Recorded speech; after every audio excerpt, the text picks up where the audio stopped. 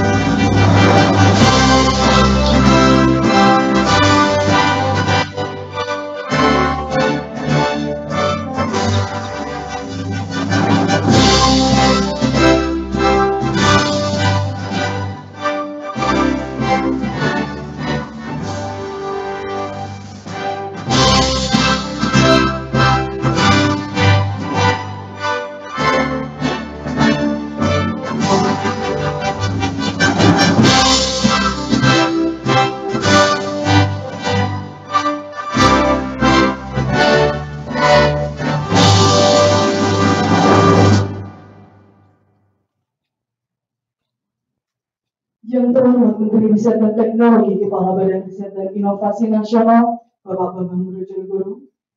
Yang kami hormati PLT Sekretaris Kementerian Ristekbrin, Bapak Miko Pinanto.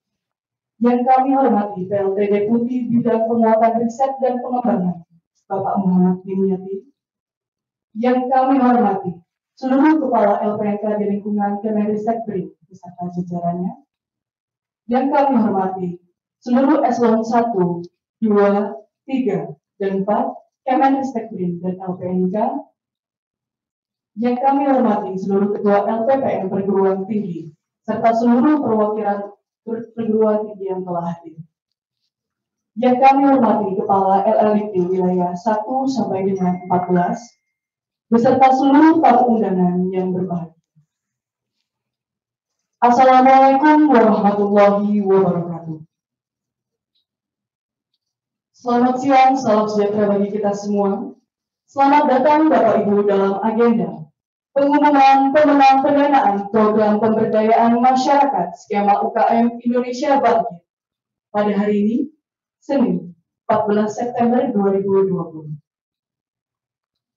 Bapak Ibu yang kami hormati, mengawali seluruh rangkaian agenda, mari bersama kita memanjatkan doa agar acara dapat berjalan dengan lancar. Kepada Mas M. Nur Fadil, kami persilakan. Assalamualaikum warahmatullahi wabarakatuh. Selamat siang dan salam sejahtera bagi kita semuanya. Hadirin yang berbahagia, marilah sejenak kita menundukkan kepala kita seraya berdoa secara khusyuk dan ikhlas. Dan perkenankanlah saya untuk memandu secara agama Islam dan yang lainnya silakan menyesuaikan sesuai dengan agama dan kepercayaannya masing-masing. A'udzubillahi minasyaitonirrajim. Bismillahirrahmanirrahim. Alhamdulillahi rabbil alamin. Hamdan syakirin, hamdan na'imin, hamdan yuafi ni'amahu yukafi mazidah. Ya Rabbana lakal hamdu kama yanbaghi li jalali wajhikal karim wa azimi sultanik. Allahumma salli ala Sayyidina Muhammad wa ala ali Sayyidina Muhammad. Ya Allah, ya Rabbana, segala puji kami panjatkan kehadirat-Mu atas segala rahmat dan karunia-Mu, sehingga pada hari ini kami dapat menyelenggarakan kegiatan pengumuman pendanaan program UKM Indonesia Bangkit.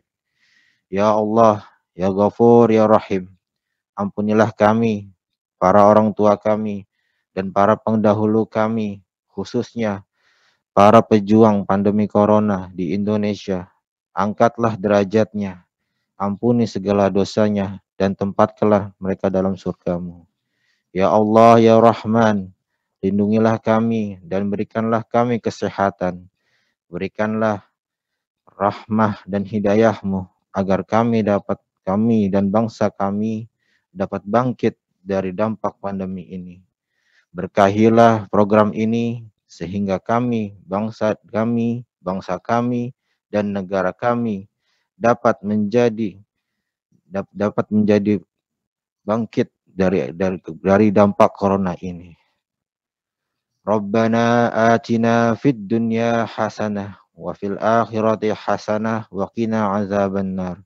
Wa sallallahu ala sayyidina Muhammadin nabiyil ummi wa ala alihi wa sahbihi wasallam. Subhana rabbika rabbil izzati amma yasifun. Wassalamun alal mursalin walhamdulillahi rabbil alamin. Wassalamualaikum warahmatullahi wabarakatuh. Terima kasih kepada Mas Fadil. Bapak Ibu yang kami hormati, sebelum memasuki agenda acara, kami sampaikan bahwa selama berjalannya acara, host kami akan mute atau modernikan seluruh video. Apabila Bapak Ibu hadirin atau dari media memiliki pertanyaan terkait agenda, kami persilakan untuk dapat menyampaikan pertanyaan melalui kolom chat Zoom atau melalui kanal YouTube. Pertanyaan-pertanyaan yang masuk akan kami sampaikan pada sesi tanya jawab di akhir acara. Terima kasih. Bapak Ibu yang kami hormati, seperti yang telah kita ketahui, penyebaran COVID-19 di Indonesia saat ini semakin meluas, sehingga laju perekonomian melambat, dikarenakan berkurangnya transaksi perdagangan langsung, berhentinya sejumlah industri, dan meningkatnya transaksi perdagangan dengan platform daring. Perubahan gaya hidup ini mendorong kita untuk mengadopsi dan menjalankan ekonomi minim kontak atau less contact economy atau LCE, sehingga ekonomi digital menjadi sentral dalam konsep LCE. Peran UKM dan UKMK sangat besar dalam perekonomian Indonesia, tetapi baru 9% dari usaha tersebut yang serius menggunakan internet untuk menjual produk-produknya.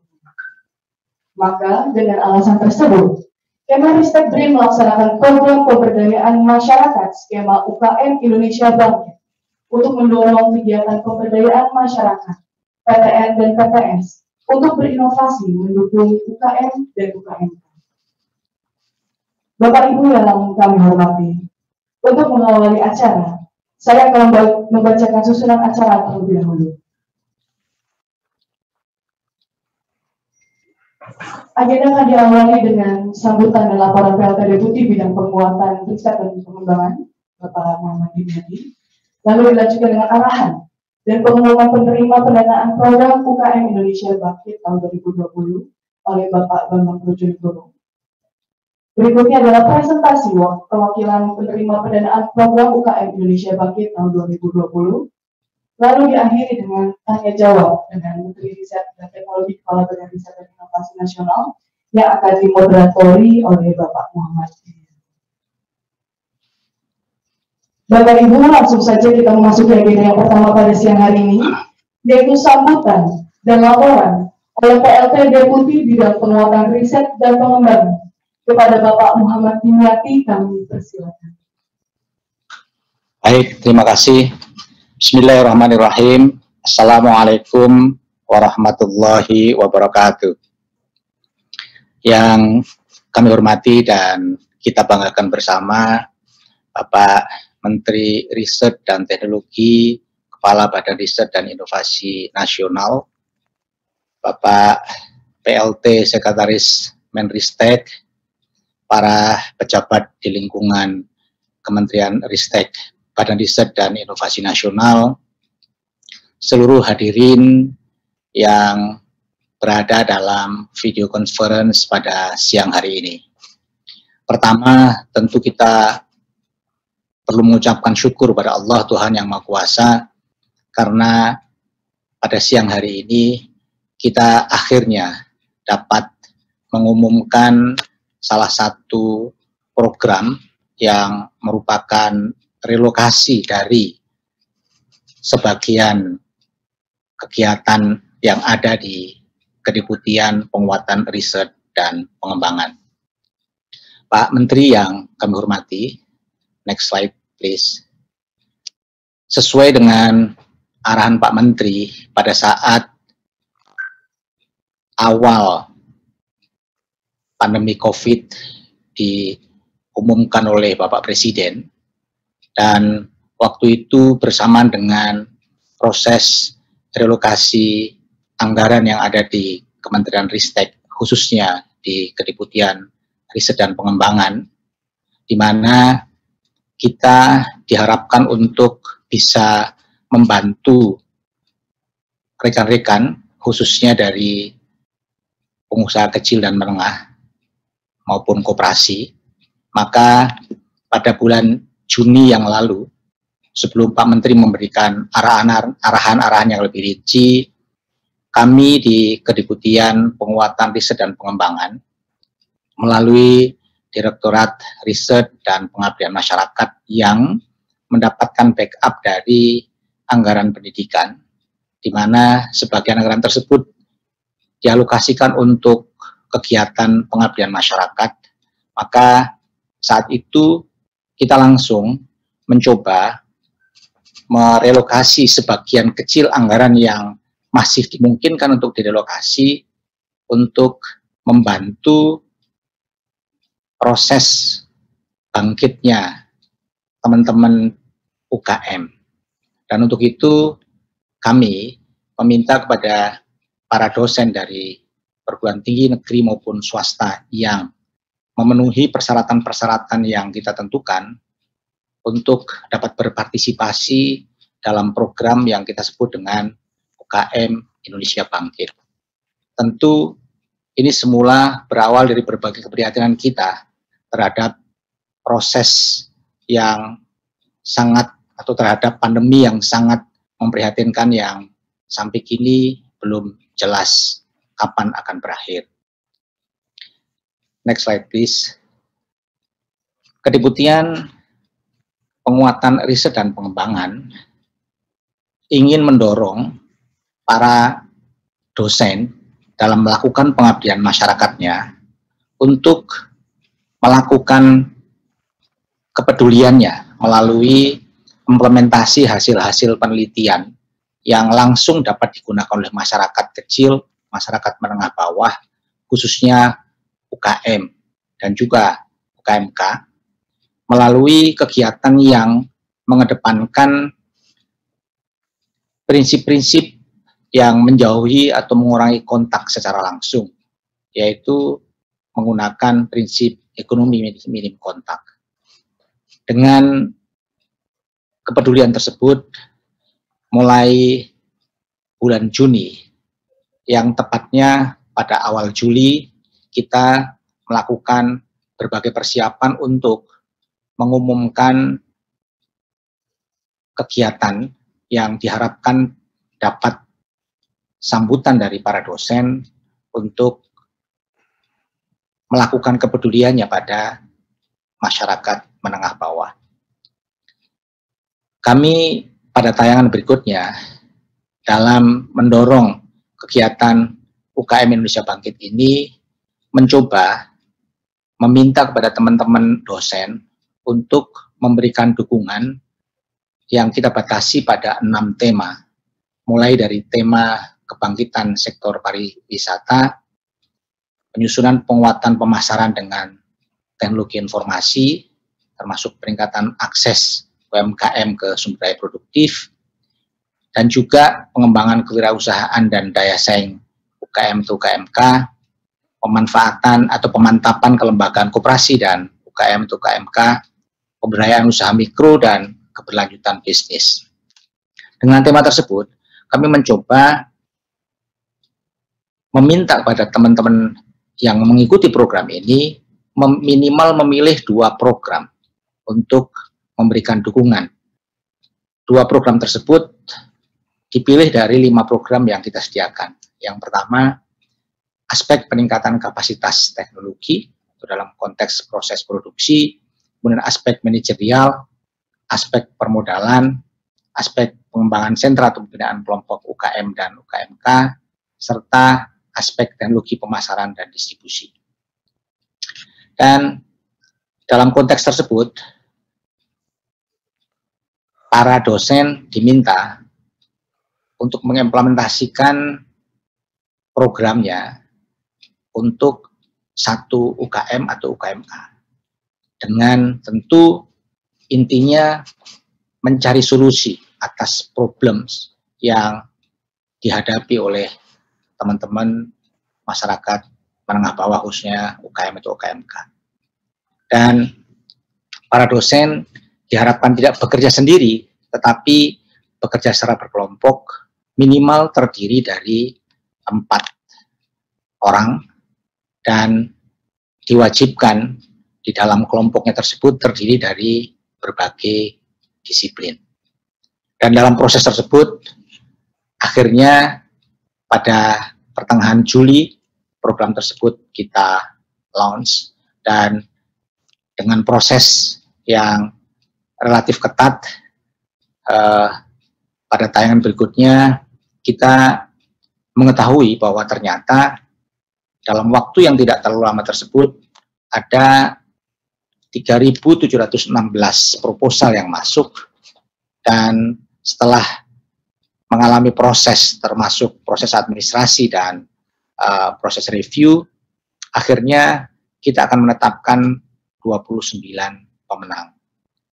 Dari 29 pemenang tersebut, profilnya terlihat mereka berasal dari 27 perguruan tinggi, artinya ada 1 perguruan tinggi yang atau 2 perguruan tinggi yang mendapatkan 2 pemenang, dan sebarannya 52% di perguruan tinggi negeri dan 48% di perguruan tinggi swasta. Secara menyeluruh, pada tayangan berikutnya bisa kita lihat bahwa sebaran pemenang tersebut cukup menyebar dari timur ke barat pada beberapa pulau besar dan kecil, dan rata-rata mereka ini berada pada perguruan tinggi yang dalam klaster pengabdian masyarakat. Jadi kita punya evaluasi kinerja perguruan tinggi berdasarkan pengabdian masyarakat. Ada 4 kriteria, Pak Menteri, yaitu perguruan tinggi yang termasuk klaster unggul dalam pengabdian masyarakat, kemudian klaster sangat memuaskan dalam pengabdian masyarakat, klaster memuaskan, dan klaster kurang memuaskan. Dari sebaran yang ada dalam klaster tersebut, ternyata pada klaster ketiga banyak perguruan tinggi yang mengikuti program ini. Dan pada tayangan berikutnya kita bisa melihat sebaran program tersebut mencakup sebagian besar wilayah Indonesia, dan alhamdulillah dari berbagai aplikasi yang mereka usulkan hampir semuanya menggunakan basis teknologi. Misalnya ada yang mendorong dengan aplikasi sistem informasi manajemen berbasis Android sebagai aplikasi yang mendukung peningkatan produktivitas UKM untuk handicraft. Ada yang mendorong juga untuk pemasaran kopi, ada yang mendorong untuk pemasaran susu sapi, ada yang mendorong untuk berbagai lain termasuk pembibitan jamur, dan juga ayam broiler, dan berbagai kegiatan yang sangat bernuansa UKM atau UKMK. Demikian Pak Menteri, jadi kegiatan ini memang sengaja dikemas dengan memanfaatkan sedikit anggaran yang bisa direlokasi untuk mendukung UMKM. Dan bersamaan dengan itu, mohon arahan dan perkenan Pak Menteri untuk menetapkan beberapa pemenang yang nantinya mereka akan kita minta untuk dapat menyelesaikan dalam waktu yang sangat singkat ini, di mana karena ini anggaran APBN, pada akhir Desember mereka sudah harus bisa menyelesaikan apa yang diusulkan dalam 29 proposal yang sudah ditetapkan sebagai pemenang ini. Demikian laporan kami, kurang lebihnya mohon maaf. Akhirul kalam, Assalamualaikum warahmatullahi wabarakatuh. Terima kasih Bapak Muhammad Bin Yatin. Agenda selanjutnya Bapak Ibu adalah arahan Menteri Riset dan Teknologi Kepala Badan Riset dan Inovasi Nasional. Dilanjutkan dengan pengumuman penerima pendanaan program pemberdayaan masyarakat skema UKM Indonesia Bangkit tahun 2020. Kepada Bapak Bambang Brojonegoro, kami persilakan. Assalamualaikum warahmatullahi wabarakatuh. Selamat siang. Salam sejahtera, salam sehat buat kita semua, para eselon 1 dan 2 Kemenristek yang hadir, perwakilan perguruan tinggi yang juga kebetulan hadir pada kesempatan siang hari ini, Bapak Ibu, para peserta yang berbahagia. Kita menyadari bahwa untuk menjadi negara yang berdasarkan inovasi sebagai dasar kita menjadi negara maju, seperti beberapa tetangga kita di Asia, Korea Selatan dan Jepang, maka mau tidak mau inovasi harus menjadi bagian penting dalam kehidupan, dalam aktivitas perekonomian kita.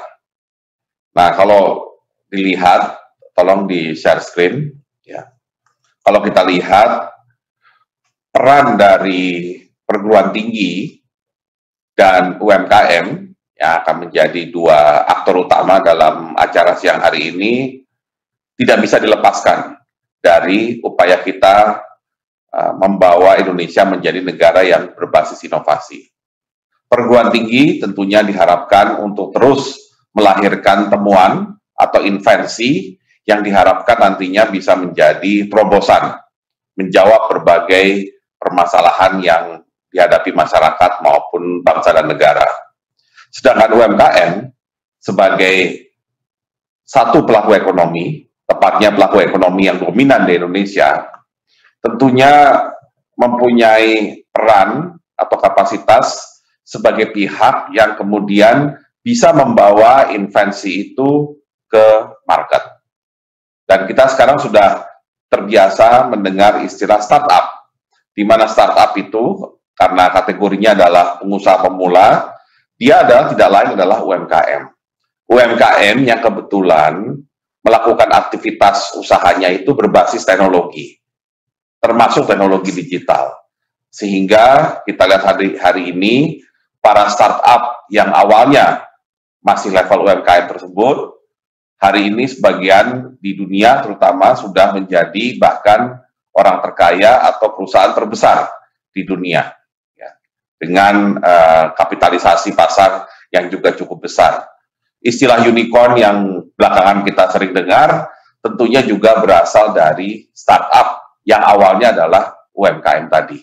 Nah, karena itulah saya menyambut baik inisiatif yang dilakukan oleh Kedeputian Risbang untuk kemudian mendekatkan UMKM ini ke perguruan tinggi, di mana kita harapkan perguruan tinggi bisa memberdayakan UMKM, sehingga UMKM itu bisa menjadi pihak yang membawa teknologi atau yang membawa bidang usaha yang berbasis teknologi ke market, baik melalui market platform maupun melalui kegiatan transaksi bisnis biasa. Nah, untuk bisa mendorong invensi menjadi komersialisasi, maka dibutuhkan kerjasama yang baik dalam bentuk triple helix antara pemerintah seperti kami dalam kondisi hari ini, kemudian perguruan tinggi dan industri.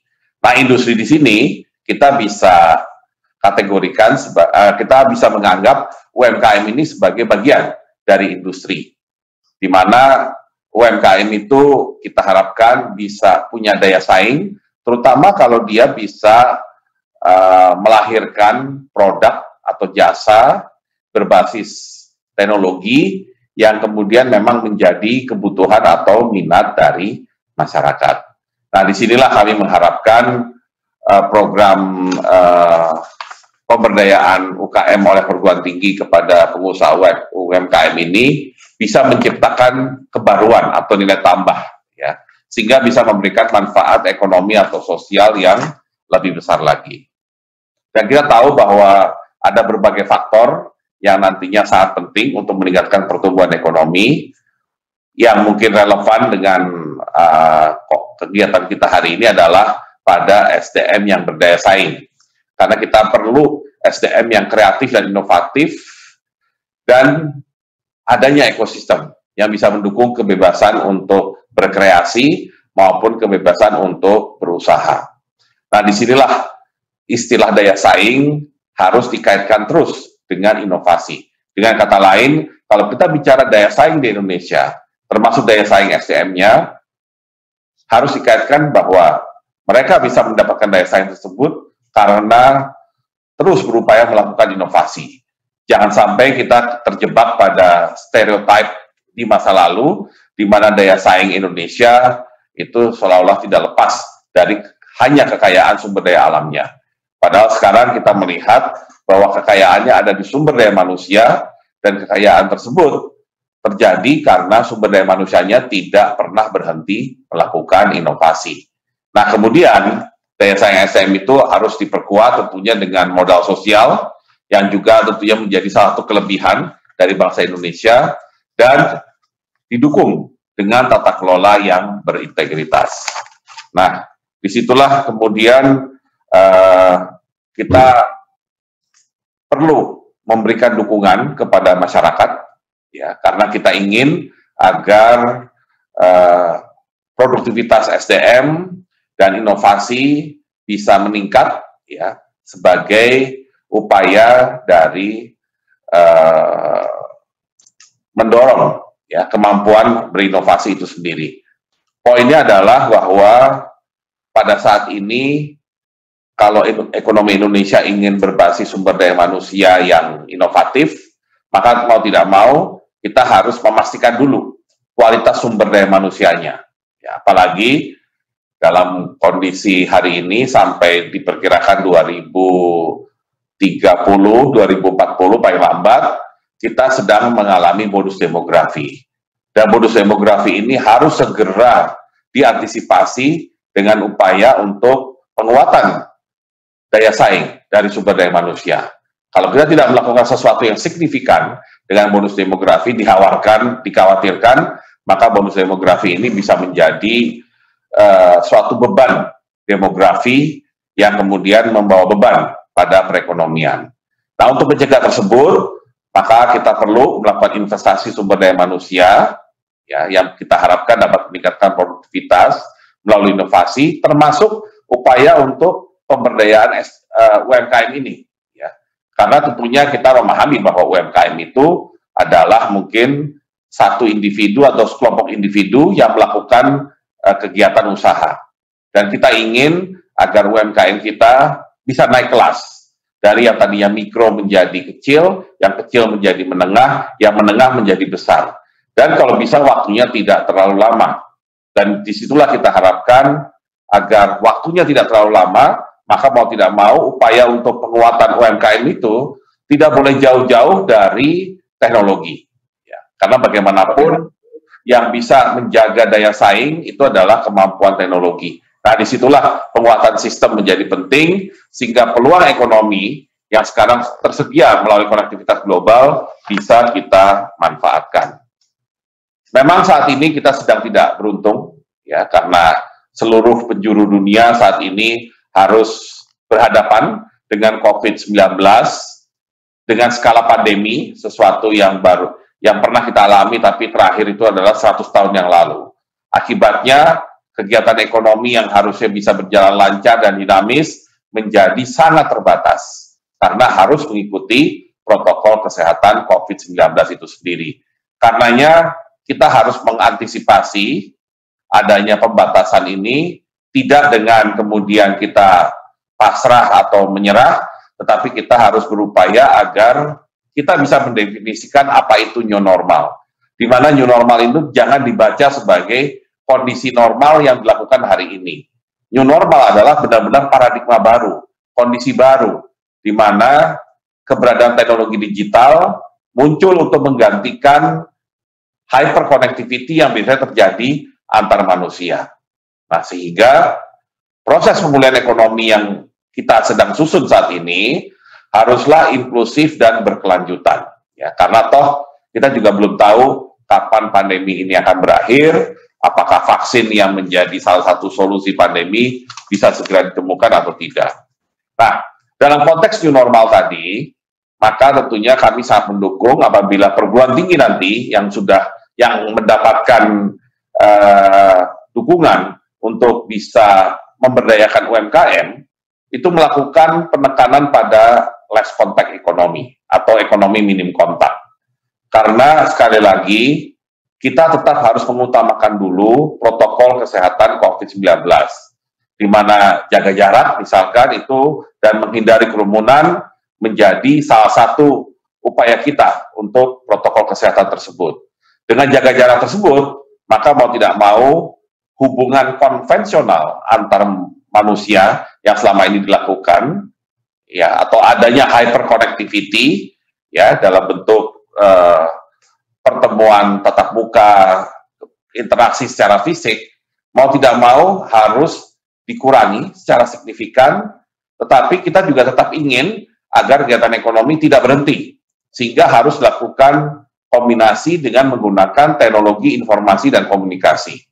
Jadi kami harapkan para perguruan tinggi yang memberdayakan UMKM dalam program ini benar-benar bisa membawa UMKM-nya tidak terjebak kepada adanya pembatasan, apakah pembatasan sosial berskala besar ataupun penerapan protokol kesehatan. Artinya yang saya minta dari para perguruan tinggi, jangan benturkan kepentingan atau kebutuhan UMKM akan market access, ya, akan adanya cara untuk bisa menjual produknya ataupun jasanya dengan protokol COVID itu sendiri. Dua-duanya harus koeksis, ya, baik protokol COVID maupun kebutuhan UMKM untuk melakukan usaha.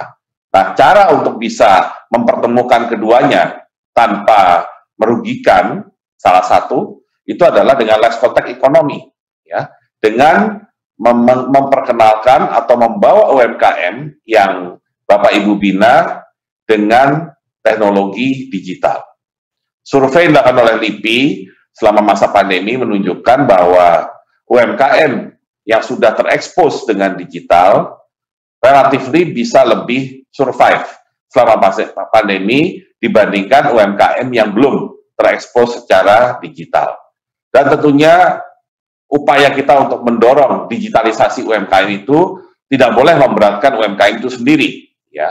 Tidak boleh membuat UMKM itu kemudian menyerah karena menganggap investasi untuk digital itu mahal sekali. Nah, disinilah kelebihan kita sebagai ilmuwan atau sebagai dosen dan peneliti untuk mencari solusi, ya, win-win solution. Bagaimana caranya agar UMKM itu tetap bisa melakukan aktivitas usaha dengan tetap memperhatikan protokol COVID-19 dan bagaimana caranya agar transformasi digital di UMKM bisa berjalan dengan lancar. Sudah ada contoh bahwa less contact ekonomi itu sebenarnya sudah dilakukan sejak sebelum pandemi. Contohnya e-commerce yang sekarang juga makin berlipat-lipat karena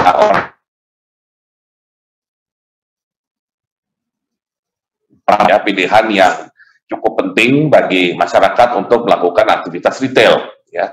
Demikian juga untuk logistik misalkan. Ya. Jadi kembali lagi teknologi digital kita harapkan bisa membawa UMKM kita kepada daya saing yang lebih baik, ya. Dan yang paling penting, UMKM itu tidak hanya butuh pembiayaan, tidak hanya butuh kredit murah, atau tidak hanya butuh interest nol, bunga pinjaman nol, tapi yang sangat penting adalah, atau tidak butuh hanya modal kerja, tetapi yang paling penting buat mereka, selain pembiayaan adalah market access.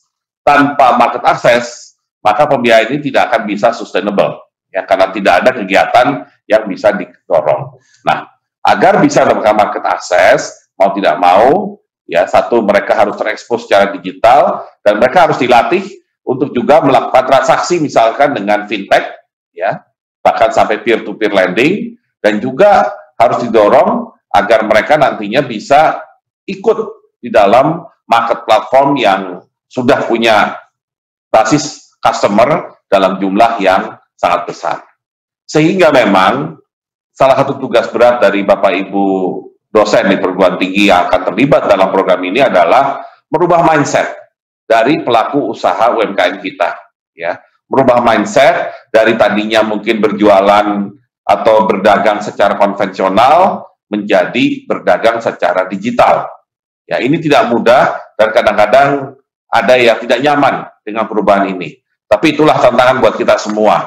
Bagaimana agar ketidaknyamanan atau ketidakbiasaan ini bisa segera diatasi dengan teknologi yang tepat dan dengan pendekatan yang tentunya persuasif. Nah, karenanya kita memang perlu memperkuat ekosistem ekonomi digital itu sendiri, ya, di mana kita ingin industri bisa segera mengadopsi dan mengadaptasi teknologi, termasuk industri kecil yang terkategori UMKM, ya, karena banyak sekali industri kecil, termasuk kerajinan, ya, yang barangkali sudah saatnya juga memakai pendekatan teknologi. Poin saya adalah kalau bicara teknologi tidak hanya teknologi digital, tapi juga teknologi produksi. Teknologi produksi yang relatif biayanya murah, user friendly, gampang dieksekusi, dan tentunya tepat sesuai dengan apa yang menjadi kebutuhan bisnis dari UMKM tersebut. Nah, karena digital akan juga menjadi bagian yang penting, terutama untuk market access, maka infrastruktur pendukung ICT akan terus diperbaiki. Demikian juga kita akan mendorong investasi swasta dan publik dalam R&D. Ya. Karena kembali lagi sentuhan teknologi itu kadang-kadang tidak harus sesuatu yang mahal, tidak harus sesuatu yang super canggih, tapi kadang-kadang sesuatu yang sederhana, tapi gampang dipakai. Nah, tapi sederhana itu pun baru ketahuan kalau kita melakukan R&D yang serius. Sehingga didapatkan teknologi yang sederhana, murah, mudah dipakai, dan sesuai dengan kebutuhan bisnis UMKM tersebut. Ya. Dan otomatis kita harus terus memperbaiki kualitas SDM, termasuk yang di UMKM dalam penguasaan teknologi digital dan skema pembiayaan di dalam investasi digital itu sendiri. Ya. Yang saat ini mungkin dilakukan oleh banyak pemain besar, tapi tentunya kita juga ingin mendorong, ya, investasi digital oleh komunitas. Paling tidak jaringan internet komunitas itu harus terus diperbanyak, diperkuat, sehingga orang tidak lagi merasa ragu-ragu kalau melakukan kegiatan ekonomi dengan hanya berbasis digital. Ya, karena dia sudah mendapatkan assurance, ya, bahwa sistemnya, jaringan ICT-nya akan relatively reliable. Ya. Nah, inilah esensi dari less contact ekonomi yang kita harapkan bisa diterapkan oleh Bapak Ibu sekalian dalam program ini. Dan tentunya ke depan kita tentunya berharap, berdoa juga agar para UMKM ini terus bisa meningkatkan size dan aktivitasnya. Ya. Dan kita ingin membayangkan nantinya suatu saat UMKM yang Bapak Ibu bina sekarang ini nantinya bisa menjadi pemain penting, baik pemain penting di fintech misalkan, ya, karena tentunya juga ada sektor keuangan ini memberikan ruang sangat besar bagi penggunaan teknologi, termasuk misalkan untuk keuangan mikro, ya, keuangan mikro yang tentunya tidak bisa dilakukan hanya dengan cara konvensional lagi, tapi untuk bisa menjaring market yang lebih besar, sekaligus juga untuk memperkuat know your customer, maka fintech bisa menjadi solusi bagi UMKM yang Bapak Ibu bina. Belum lagi e-commerce yang tentunya kita sudah tahu bagaimana performance-nya. Bahkan kita juga ingin mereka mulai berpikir, UMKM kita, mulai berpikir di kesehatan. Maksudnya adalah diawali dengan mungkin semacam jamu, kemudian obat herbal terdaftar, dan kemudian mereka bisa fokus bagaimana caranya agar biodiversity kita yang luar biasa, itu benar-benar bisa menjadi sumber herbal yang nantinya bisa menjadi obat bagi penyembuhan penyakit, terutama penyakit yang sifatnya non-communicable disease, penyakit tidak menular yang banyak memakan korban di Indonesia. Nah, disitulah kita harapkan kekayaan biodiversity kita bisa diekstraksi barangkali oleh UMKM dengan dukungan teknologi. Ya, karena tentunya mereka ketika melakukan ekstraksi harus bisa memilih mana yang mau diekstraksi dengan proporsi seperti apa, dan itu hanya bisa terjadi kalau ada riset yang serius. Ya. Demikian juga untuk urban planning, ya, smart city, ya. Smart city itu tidak harus oleh perusahaan besar, juga bisa dilakukan oleh UMKM, ya, dalam bentuk aplikasi-aplikasi yang mudah dipakai oleh warga kota. Ya. Untuk manufacturing, tentunya kita juga berharap UMKM kita bisa mendapatkan manfaat dari teknologi dalam manufaktur, sehingga bisa memproduksi segala sesuatu apabila mereka melakukan manufacturing dengan lebih produktif, ya, produksi lebih tinggi, harga yang lebih kompetitif, dan kualitas yang tentunya tidak perlu diragukan lagi. Ya. Satu lagi yang juga menarik sebenarnya untuk Indonesia adalah kebutuhan untuk energi terbarukan. Ya. Dibutuhkan sentuhan teknologi sudah pasti, tapi karena wilayah kita yang begitu luas dan masih banyaknya daerah yang belum tersambung dengan jaringan transmisi listrik, dengan grid, ya, atau off-grid sifatnya, maka otomatis keterlibatan UMKM dalam mengembangkan energi terbarukan di skala lokal, ini akan menjadi salah satu bisnis yang prospektif. Dan kembali lagi, mereka harus didukung dengan basis atau kekuatan teknologi itu sendiri. Nah, pilar untuk mendukung transformasi teknologi di Indonesia, karena dari tadi kita bicara teknologi terus-menerus untuk penguatan UMKM kita, tentunya yang pertama memajukan infrastruktur dan lembaga inovasinya, ya, terutama itu menyangkut kami. Kemudian kedua, kesadaran akan nilai bisnis teknologi baru. Nah, ini yang penting juga untuk diingatkan oleh Bapak Ibu dosen kepada UKM binaannya, ya, agar selalu terbuka akan ide baru dan selalu adaptif terhadap teknologi baru. Nah, kemudian tentunya diperlukan alih teknologi dan dukungan teknis untuk perusahaan, ya, supaya kita tidak pernah tertinggal dengan negara lain. Tapi pada saat yang sama, kita harapkan teknologinya plug and play, ya, mudah dipakai serta low cost, ya, sehingga UMKM tidak akan keberatan untuk menggunakan sentuhan teknologi dalam bisnis mereka. Ya. Artinya, misalkan kalau ada mesin, misalkan salah satu inovasi adalah mesin pembuat bakso, misalkan.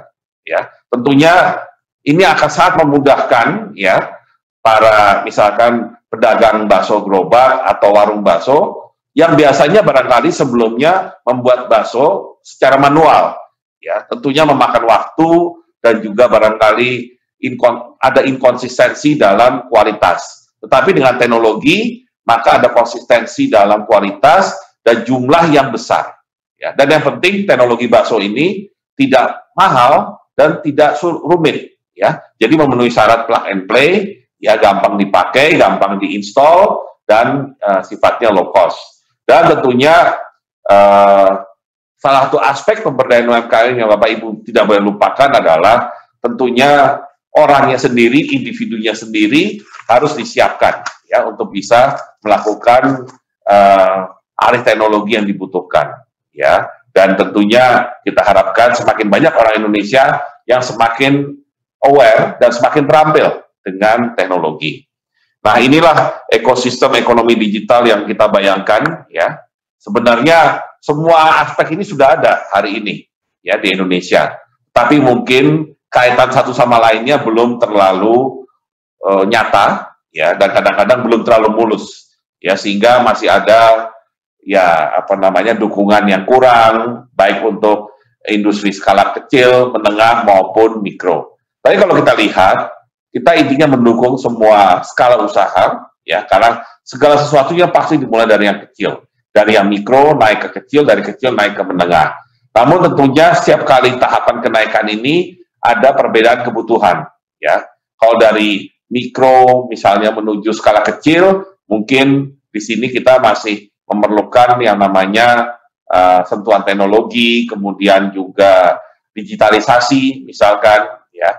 Tetapi kalau sudah masuk ke skala menengah, maka digitalisasi dan teknologi tidak cukup karena mereka membutuhkan misalkan modal yang lebih besar lagi.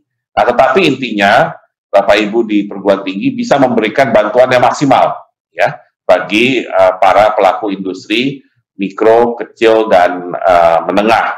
Ya, dan jangan lupa kita tidak bicara hanya di industri saja, tapi juga bicara mengenai misalkan logistiknya, kemudian market platformnya. Ya. Nah, jadi artinya banyak sekali sebenarnya ruang bagi UMKM kita untuk bisa berkembang lebih cepat dengan kemajuan teknologi pada masa kini. Ya. Kemudian langsung ke halaman 12. Ya. Nah, di halaman 12 tentunya kita ingin agar upaya penanganan pandemi ini tidak hanya bicara mengenai masalah kesehatan, tapi juga bicara mengenai kelompok yang paling terdampak. Dan kelompok yang paling terdampak sudah jelas adalah UKM. Karena tadi mereka tidak bisa berjualan secara kondisi yang normal dan fisik. Maka terlihat penurunan penjualan yang drastis, koreksi pada transaksi perdagangan mereka, yang berakibat kemudian konsumsi terkonsentrasi cukup dalam, artinya memukul kembali kepada UMKM tersebut, sehingga akhirnya UMKM yang kita harapkan bisa mengurangi kemiskinan dan pengangguran, akhirnya kalau posisi mereka tertekan, maka negara Indonesia akan mengalami ancaman kenaikan kemiskinan dan pengangguran. Maka upaya kami untuk mendorong atau membantu UMKM di era pandemi ini adalah dengan mencoba ya memperkenalkan atau mencoba memberikan sentuhan teknologi kepada UMKM. Sentuhan teknologi ini bisa dua, bisa teknologi yang digital atau teknologi yang sifatnya produksi, ya, atau jasa. Maksudnya kita ingin memberikan sentuhan teknologi agar produktivitas dari UKM ya bisa terjaga atau bahkan bisa berkembang selama masa pandemi ini. Dan jangan sampai UMKM terganggu bisnisnya hanya karena mereka tidak punya solusi terhadap upaya tetap melakukan kegiatan ekonomi di masa pandemi yang membutuhkan penerapan protokol kesehatan yang sangat ketat. Ya. Nah, jadi disitulah kita ingin mendorong UMKM dengan cara ya ada yang sifatnya pembinaan kelompok, ya karena bagaimanapun berbisnis itu bukan hal yang mudah, ya apalagi berbisnis dalam masa sulit, maka harus ada tentunya pembinaan kelompok UMKM agar mereka siap menghadapi kondisi bisnis yang sangat tidak friendly pada saat ini karena kondisi pandemi. Kemudian pemasaran dan distribusi, ya ini tentunya juga unik, ya karena tidak bisa dilakukan dengan cara biasa, tapi harus dengan cara yang extraordinary, ya karena otomatis yang namanya logistik, e-commerce ini menjadi sangat marak di dalam masa pandemi ini. Proses produksinya juga harus terus diperbaiki, ya. Demikian juga manajerial yang pasti, permodalan, ya tentunya berkaitan dengan fintech juga, berkaitan dengan harapannya peer-to-peer lending yang membuat mereka lebih mudah mengakses pembiayaan, ya. Dan tentunya untuk industri sendiri perlu pengembangan sentra. Nah, jadi kalau kita bikin rangkaiannya dari kelompok menjadi sentra, kemudian dikasih modal, dibekali manajerial, kemampuan manajerial, kemudian bisa ada sentuhan teknologi dalam proses produksi, maka kita harapkan dan didukung oleh distribusi yang baik, maka kita harapkan UMKM ini tetap bisa melakukan bisnisnya selama masa pandemi dan tetap bisa menjaga income buat perusahaan maupun para pegawai di UMKM tersebut. Nah, kalau kita lihat seperti sampaikan Pak Dimyati tadi, persebaran pendanaan dari program UKM Indonesia Bangkit tahun ini, ya sekali lagi saya apresiasi inisiatif dari Kedeputian Risbang untuk memberikan perhatian kepada UMKM, ya dengan basis perguruan tinggi. Maka pertama tentunya saya mengucapkan selamat kepada para pemenang yang terdiri dari 1 perguruan tinggi unggul, 2 perguruan tinggi yang sangat memuaskan, 13 yang memuaskan, dan 11 perguruan tinggi yang kurang memuaskan. Dengan total anggaran seperti terlihat 2,7 miliar dengan persebaran provinsi, misalkan di Jawa Timur ada 8 binaan, kemudian Jawa Tengah ada 5, ya 2 yang terbesar, ada juga Bali 4, Lampung 2, Yogyakarta 2, Jawa Barat 1, Kalimantan Selatan 2, Maluku, Papua 1, Sulawesi Selatan 2, dan Sumatera Selatan 1, ya dengan tentunya jumlah masing-masing. Tentunya yang paling penting di sini adalah kita tidak hanya bicara mengenai bagaimana bagusnya proposal yang dibuat dan bagaimana bagusnya rencana untuk memberdayakan UMKM tersebut, tapi tentunya kita minta dalam kondisi yang memang lagi sedang berat pada saat ini, kita harapkan setiap rupiah yang nantinya Bapak Ibu terima dan manfaatkan langsung bisa memberikan dampak positif bagi UMKM yang dibina.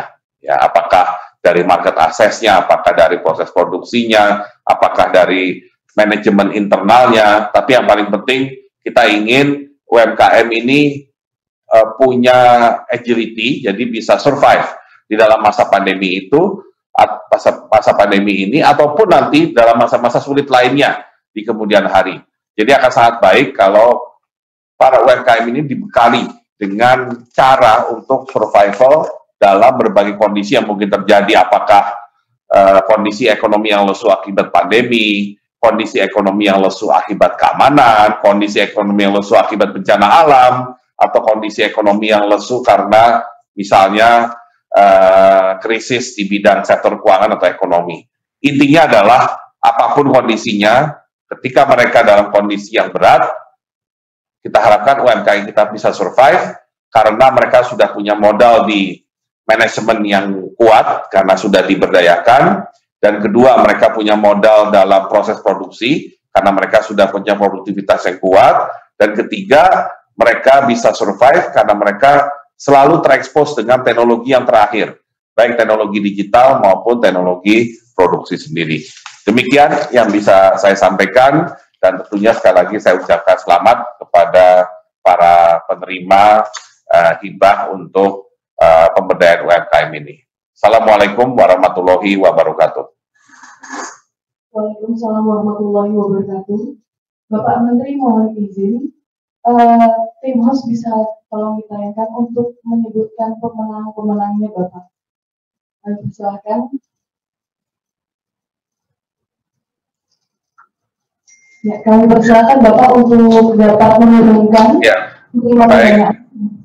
Ya, kami akan umumkan para pemenang atau penerima tepatnya. Ya, jadi yang pertama adalah selamat untuk proposal SIMBA atau Sistem Informasi Manajemen Berbasis Android sebagai aplikasi yang mendukung peningkatan produktivitas UKM Fortuna Handicraft dalam era less contact economy, di mana ada nama pengusul dengan institusi Universitas Maha Saraswati Denpasar. Selamat untuk penerima dari Universitas Maha Saraswati Denpasar, dan mudah-mudahan handicraft-nya bisa berkembang dengan pesat. Yang kedua adalah untuk program pembangkitan petani dan pengusaha kopi kecil dari dampak COVID dengan perbaikan kinerja dan integrasi database secara online, di mana nama institusinya adalah LPPM Institut Pertanian Stiper Yogyakarta, ya, dengan kelompok pengusulnya. Berikut, penerima berikut adalah untuk pengembangan proses produksi susu sapi berbasis High Pulse Electric Field dan pendampingan digital marketing untuk peningkatan omset penjualan susu sapi rembangan di masa pandemi COVID-19 dengan pengusul yaitu Politeknik Negeri Jember. Lanjut, untuk Smart Green Spatial Database, peningkatan transaksi penjualan dalam bisnis baru pembibitan jamur sebagai upaya pemberdayaan masyarakat terdampak COVID-19 dari Universitas Dian Nuswantoro, Semarang. Ya. Kemudian yang penerima berikut adalah untuk pengembangan UKM dalam bidang pertanian mikroalga spirulina di daerah urban berbasis IoT, ya, dari Universitas Widyagama Malang. Berikutnya, implementasi revolusi industri keempat pada UKM ayam broiler Desa Padang, Kabupaten Banyuwangi melalui IoT dan POS franchise system dengan pengusul Universitas PGRI Banyuwangi. Berikutnya, untuk pemberdayaan masyarakat berbasis inovasi teknologi pada UKM Al-Mansurian di era revolusi industri keempat dan COVID-19 dengan pengusul Universitas Trunojoyo Madura. Berikutnya, untuk pembuatan gula merah dan gula semut dari limbah batang sawit sebagai upaya peningkatan ekonomi masyarakat terdampak COVID pada Koperasi Borneo Agrosindo Sentosa dengan pengusul dari Universitas Lambung Mangkurat, Banjarmasin. Berikutnya, untuk pengembangan sistem informasi pemasaran produk Perhimpunan UKM Gerai Kopi Mie Kelurahan Gedawang, Kecamatan Banyuwanik, Kota Semarang dengan pengusul Universitas Diponegoro, Semarang.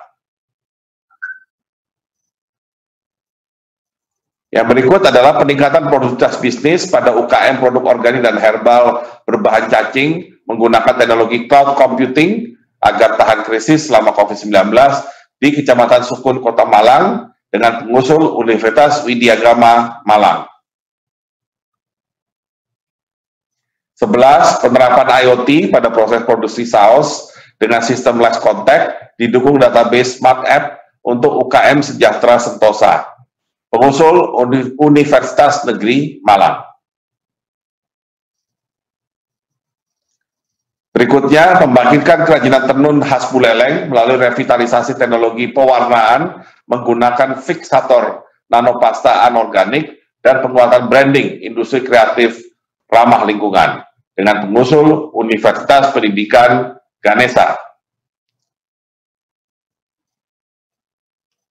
Berikutnya, pelestarian dan pemanfaatan biodiversity hutan mangrove berbasis less contact ekonomi di Kabupaten Lampung Timur, Provinsi Lampung, dengan pengusul Universitas Lampung.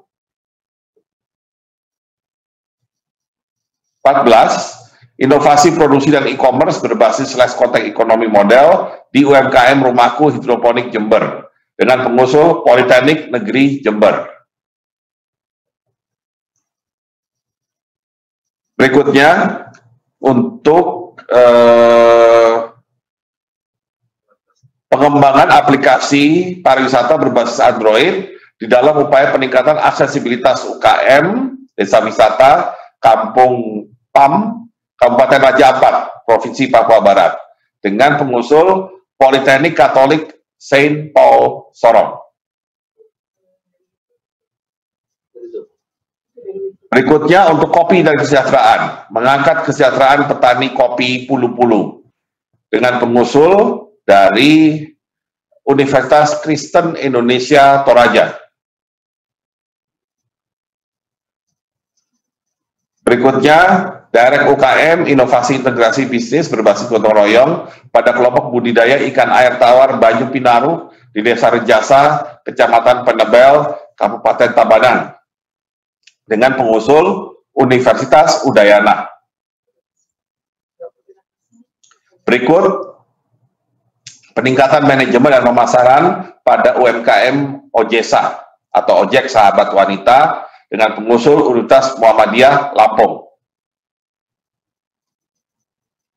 Berikutnya, untuk pemberdayaan petani kopi di UKM Mukti Raharja dan penerapan teknologi mesin pengumpas biji kopi serta media pemasaran berbasis website di Kampung Cibitung, Desa Cipunegara, Kecamatan Cisalak, Kabupaten Subang, dengan pengusul Politeknik Negeri Subang.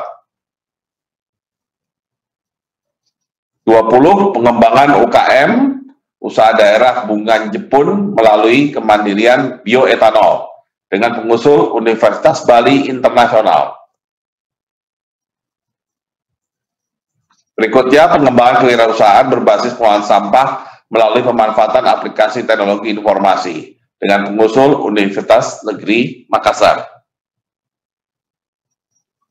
Berikutnya, penerapan teknologi dan digital branding untuk meningkatkan daya saing hasil produk kelompok binaan Koperasi Kredit Union Hati Amboina di Provinsi Maluku dengan pengusul Politeknik Negeri Ambon. Berikutnya, perbaikan manajemen usaha dan peningkatan daya saing kelompok UKM Rumah Tanjung Antik, penghasil kain tenun Tanjung dan blongsong khas Palembang dalam menghadapi era new normal dari Politeknik Negeri Sriwijaya. Berikutnya, pemberdayaan UKM Tambak Jaya melalui pengembangan pakan mandiri berbahan lokal diperkaya asam amino dan enzim untuk meningkatkan produktivitas dan pemasarannya berbasis e-commerce di Kelurahan Muara Reja, Kota Tegal, dengan pengusul Politeknik Harapan Bersama. Berikutnya, optimalisasi teknologi informasi, sistem informasi dan media komunikasi untuk penguatan ekonomi dan kebangkitan unit usaha wisata Juruk Gede di era kenormalan baru COVID-19 dari Universitas Ahmad Dahlan. Berikutnya, pengembangan usaha jamu herbal untuk meningkatkan imunitas tubuh dalam menghadapi pandemi COVID, lokasi binaan Desa Somorejo, Kecamatan Baglen, Kabupaten Purworejo, pengusul Universitas Tidar, Magelang. Kemudian Nusamart ID sebagai solusi UMKM menghadapi dampak pandemi COVID-19 dari Universitas Amikom Purwokerto. Berikutnya, membangun home marketing model di masa pandemik bagi pedagang sembako berbasis cash on delivery di pasar tradisional Desa Kanigoro, Kecamatan Pagelaran, Kabupaten Malang dari Institut Teknologi Nasional Malang. Berikutnya, sistem informasi, pemesanan, dan FB Hiko dalam rangka mendukung UKM bangkit pada masa COVID-19 dari Politeknik Negeri Tanah Laut.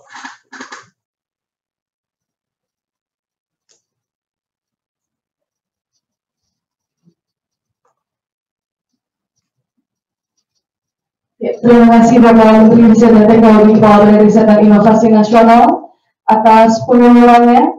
Dan Bapak Ibu yang telah menerima pendanaan, kami ucapkan selamat. Bapak Ibu yang kami hormati, selanjutnya bersama akan kita saksikan presentasi dari perwakilan penerima pendanaan program UKM Indonesia Bangkit tahun 2020. Kami persilakan untuk yang pertama, nama pengusul Marcelinus Petrus Sabtono dari Politeknik Saint Paul Sorong dengan judul proposal pengembangan aplikasi pariwisata berbasis Android dalam upaya peningkatan aksesibilitas UKM atau desa wisata Kampung Pam di Kabupaten Raja Ampat, Provinsi Papua Barat. Kami persilakan Bapak Marcelinus.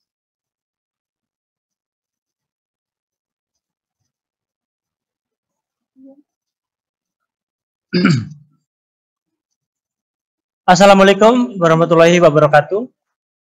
Salam sejahtera bagi kita semua. Shalom, Om Swastiastu, Namo Buddhaya, salam kebajikan, selamat siang menjelang sore. Yang kami hormati, Bapak Menteri Riset dan Teknologi, Kepala Badan Riset dan Inovasi Nasional, Bapak Profesor Bambang Permadi Sumantri, Brojonegoro PhD. Yang kami hormati Bapak Dirjen Dikti, yang kami hormati Bapak Ibu pejabat Eselon 1, Eselon 2, dan Eselon 3 yang kami hormati, Ketua-Ketua LPPM Perguruan Tinggi yang kami hormati yang sudah hadir pada saat ini. Mohon izin saya atas nama tim pengusul dari Politeknik Katolik Saint Paul Sorong, Marcelinus Petrus Sabtono Eskom MCS sebagai Ketua, akan menyampaikan paparan dengan judul Pengembangan Aplikasi Pariwisata Berbasis Android dalam Upaya Peningkatan Aksesibilitas UKM Desa Wisata Kampung Pam, Kabupaten Raja Ampat, Provinsi Papua Barat. Perlu kami sampaikan di sini mengenai profil UKM Farsaso Asansonem, di mana sebelum terjadi COVID-19, pendapatan atau omset yang diperoleh untuk homestay kurang lebih 10 hingga 15 juta dalam satu bulan. Kemudian untuk jasa speedboat kurang lebih 15 hingga 20 juta per bulan untuk satu unit atau satu speedboat. Kemudian untuk omset souvenir atau produk-produk lokal yang hasil penjualannya kurang lebih 3-4 juta dalam satu bulan. Sementara wisatawan kurang lebih 10 hingga 15 orang per hari dengan asumsi satu speedboat atau satu unit hanya bisa menampung maksimal 15 orang dengan satu hari hanya bisa melakukan perjalanan PP dalam satu hari. Kemudian selama terjadi COVID-19 di bulan Februari hingga Agustus 2020, tidak ada wisatawan yang datang atau berkunjung sehingga mengakibatkan omset Rp0. Dari kondisi tersebut, maka permasalahan yang dialami oleh UKM Mitra, yang pertama adalah selama COVID-19, tidak ada wisatawan yang datang, sedangkan media pemasarannya masih terbatas menggunakan media lokal dan media-media sosial. Permasalahan yang kedua adalah mengenai SDM. Pengetahuan masyarakat mengenai pemasaran berbasis IT masih sangat terbatas, dan kemampuan manajemen pengelolaan keuangan yang belum ada. Kemudian permasalahan yang ketiga, alat transportasi air masih sangat terbatas pada speedboat dan kapal, sedangkan objek wisata hanya bisa dijangkau dengan speedboat atau kapal. Hal ini akan mengakibatkan biaya transportasi yang cukup mahal. Next slide. Dari permasalahan tersebut, maka kami akan memberikan solusi untuk perlu dilakukan transformasi ke pemasaran digital atau menggunakan teknologi. Solusi yang akan kami berikan, teknologi yang pertama adalah menggunakan teknologi database, MySQL, yang akan digunakan untuk menampung data atau menyimpan data. Teknologi yang kedua adalah menggunakan Google Map API, di mana ini akan difungsikan untuk pemetaan lokasi objek wisata. Kemudian teknologi yang ketiga adalah teknologi mobile Android, di mana ini akan digunakan untuk wisatawan atau user untuk mengakses informasi-informasi objek wisata. Sedangkan UKM Mitra nantinya akan menggunakan teknologi website untuk mempublikasi objek-objek wisata dan produk-produk lokal yang ada. Dari permasalahan dan solusi tersebut, diperlukan peralatan bagi UKM Mitra sebagai media pemasaran digital dan pelatihan-pelatihan pendampingan ke depan atau berikutnya. Peralatan yang utama adalah laptop yang mampu melakukan pengolahan data dan pengolahan grafis. Yang kedua, peralatan kamera digital yang akan digunakan untuk dokumentasi gambar dan video. Peralatan yang ketiga adalah smartphone Android dan aplikasi pariwisata yang akan digunakan untuk monitoring dan transaksi yang terkait dengan pariwisata. Kemudian printer dan scanner. Next slide. Kemudian, untuk melakukan implementasi tersebut, maka akan kami gambarkan sebagai berikut. Yang pertama, UKM Mitra akan mengoperasikan website untuk menginputkan data-data yang diperlukan yang berkaitan dengan pariwisata dan produk-produk lokal. Kemudian akan melakukan pemasaran digital menggunakan marketing tool yang kami contohkan dapat menggunakan seperti Google Ads, Instagram, WhatsApp, dan Facebook, dan yang lainnya. Sementara sistem dan database akan disimpan ke dalam web server.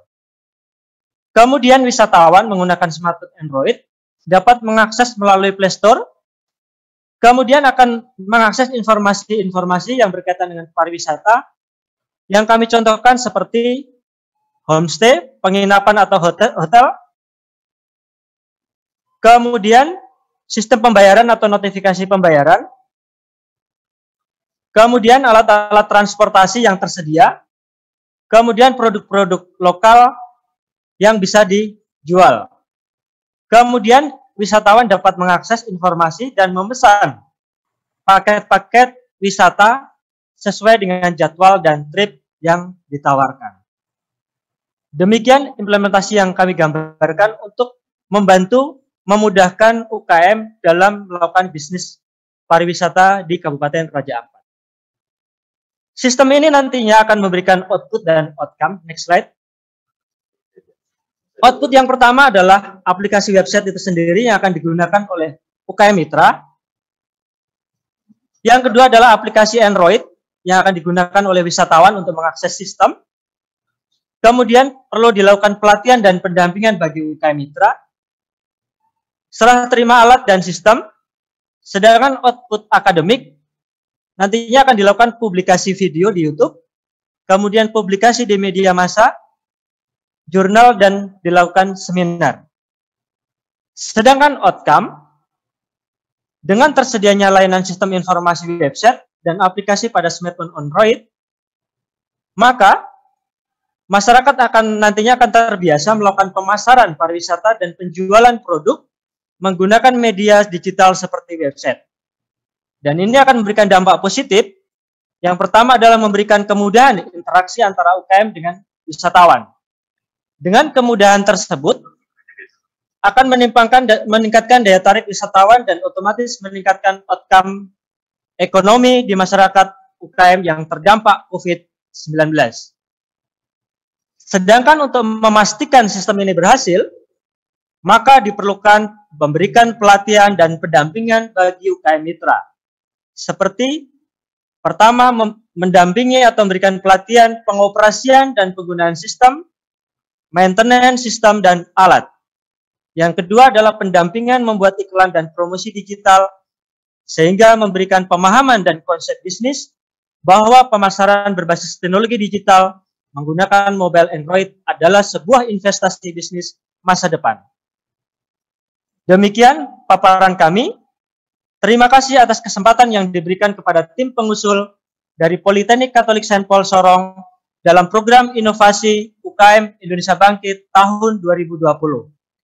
Menjadi penghargaan bagi kami, tim dan UKM Mitra yang pada saat ini juga sudah ikut bergabung di ruangan kami, dan kami dapat menyampaikan paparan ini. Mohon maaf atas segala kekurangan. Selamat siang dan kami kembalikan kepada moderator. Terima kasih. Terima kasih Bapak Marcelinus dari Politeknik Saint Paul Sorong. Untuk pemaparan kedua adalah Ibu Dwi Prasetyawati Tanas dari Universitas Kristen Indonesia Toraja dengan judul proposal Kopi dan Kesejahteraan, mengangkat kesejahteraan petani kopi Pulu-Pulu.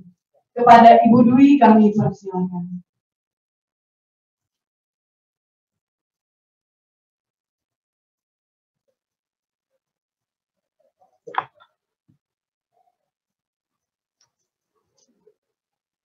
Selamat siang dan salam sejahtera untuk kita semua.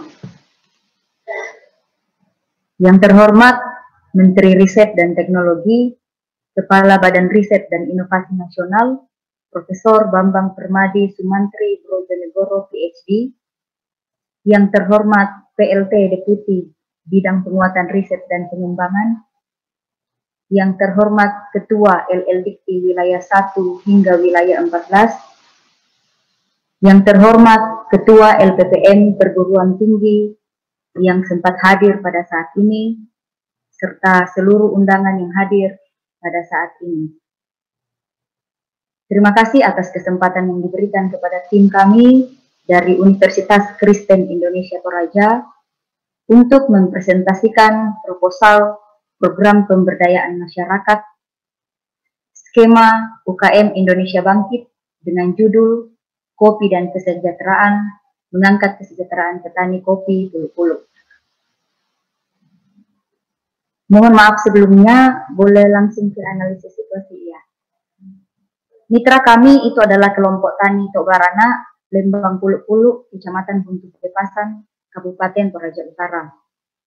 Mitra kami ini memiliki anggota 21 KK, kemudian fokus produksi itu adalah kopi Arabica dengan kapasitas produksi per tahun untuk 1 hektar kebun kopi itu mampu menghasilkan sekitar 1 ton buah kopi cherry. Dan setelah melalui beberapa proses itu mampu menghasilkan sekitar 500 liter kopi gabah. Luas lahan rata-rata yang dimiliki oleh mitra kami itu adalah sekitar 2 hektar per kakak. Nah, untuk kopi gabah sendiri itu dibanderol dengan harga sekitar 15.000 hingga 25.000 per liternya, sehingga potensi penghasilan untuk mitra kami itu berada pada kisaran 7,5 hingga 12,5 juta per hektar per tahun.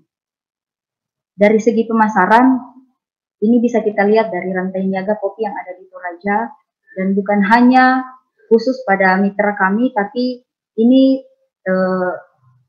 terjadi pada seluruh hampir semua petani kopi yang ada di Toraja. Dari gambar yang ada pada slide sebelumnya itu terlihat bahwa petani itu tidak memiliki pilihan lain selain menjual hasil panen mereka kepada tengkulak. Nah, karena tengkulak ya hanya menjual produknya kepada tengkulak, sehingga tengkulak inilah yang menentukan spesifikasi produk kepada petani serta penentuan harga. Next slide. Adapun permasalahan yang dihadapi oleh mitra kami itu ada pada dua aspek, yaitu aspek produksi dan aspek pemasaran. Pada aspek produksi sendiri, peralatan yang digunakan oleh mitra kami itu masih sangat tradisional dan manual seperti yang terlihat pada gambar.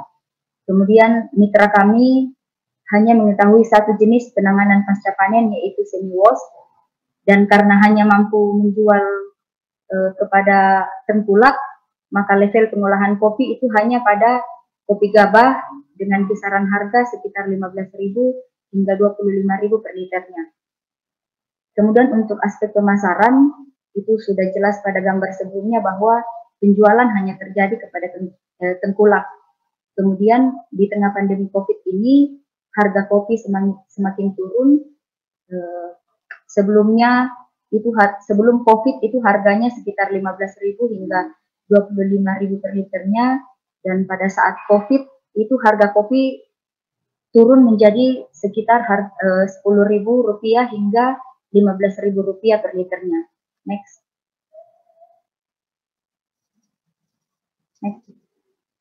Adapun solusi yang kami berikan, karena permasalahan kami hanya fokus pada bagian produksi dan pemasaran, sehingga pada aspek produksi kami memberikan solusi. Kami akan memberikan diskusi dan pelatihan pasca panen. Di sini kami akan memberikan pelatihan mengenai tambahan metode yang akan diberikan kepada mitra kami, kemudian adanya pembangunan fasilitas pada bagian produksi, kemudian kami juga akan memberikan kesempatan langsung kepada mitra kami untuk melaksanakan praktek pasca panen berdasarkan diskusi dan pelatihan yang kami berikan, sehingga pada akhirnya nanti petani tidak lagi menghasilkan kopi gabah, tapi menghasilkan biji kopi green bean. Kemudian pada aspek pemasaran, solusi yang kami berikan itu adalah kami akan memberikan pelatihan pemasaran online, kemudian petani akan melakukan praktek langsung terkait pelatihan yang telah diberikan. Selain itu kami akan melakukan penguatan kelembagaan, yaitu manajemen organisasi dan juga manajemen keuangan. Next. Berikut adalah gambaran implementasi dari solusi yang kami berikan. Di sini terlihat jelas fasilitas yang akan kami berikan. Ada penjemuran, ada pulper, ada haler, dan juga bak penampungan.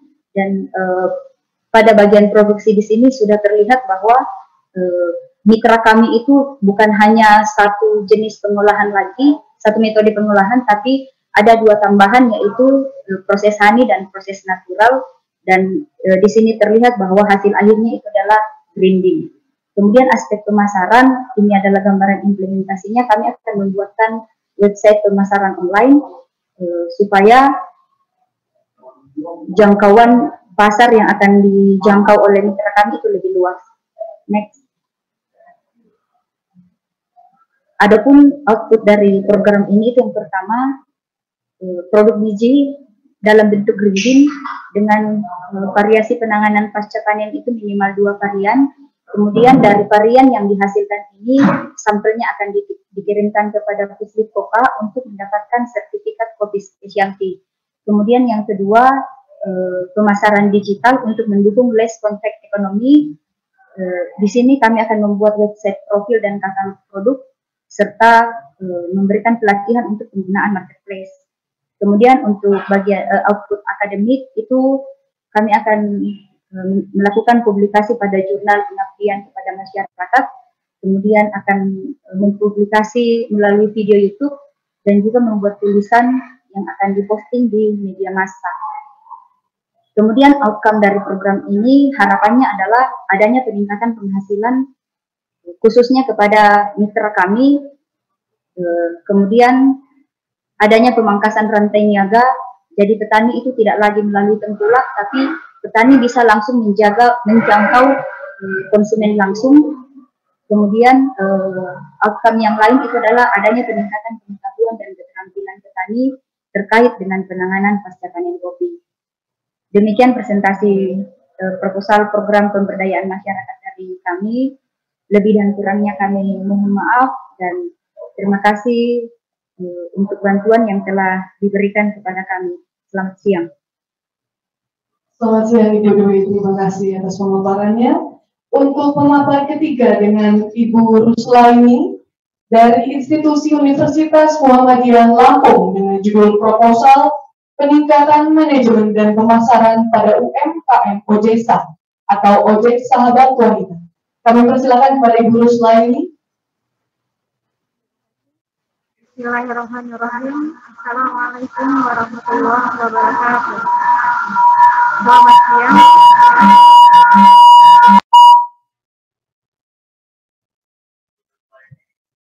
Mohon izin Ibu, itu bisa jadi bersama dalam satu ruangan ya Ibu. Soundnya bertumpuk. Ada lebih dari satu alat ya. Di-off-kan dulu semua soundnya Ibu, mohon izin. Supaya tidak mendengar. Terima kasih.